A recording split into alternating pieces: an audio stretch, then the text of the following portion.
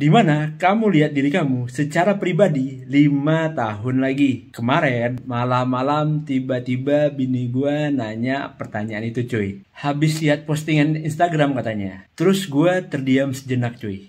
Gue malah teringat 5 tahun lalu itu gue di mana?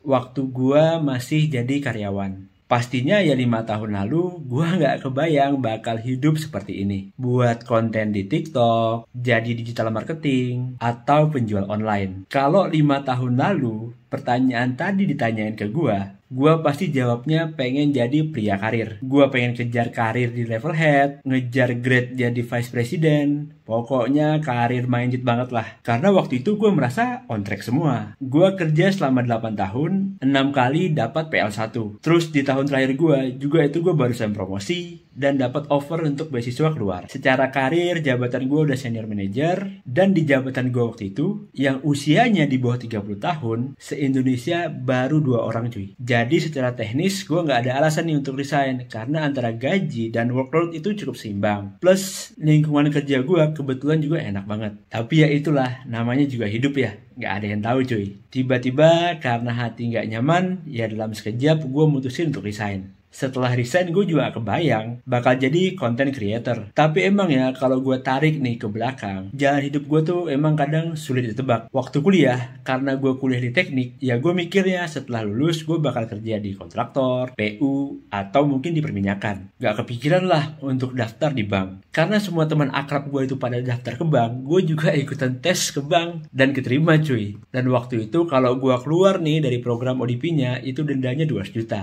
Ya udah gue jalanin aja. Sama kayak pas di SMA. Karena SMA gue tuh asrama yang semi militer gitu, pengennya ya jadi polisi atau tentara. Apa daya pas gue mau daftar nih, ternyata umur gue nih kurang beberapa bulan. Ya udah, gue akhirnya daftar kuliah. Mirip waktu gue SMP. Gue mikirnya ya bakal masuk SMA negeri di kota gue bareng teman-teman SMP gue. Terus nanti naik motor deh setiap sore keliling Singkawang tuh. Karena waktu zaman gue itu yang paling hits di Singkawang ya muterin sore-sore di jalan Diponegoro.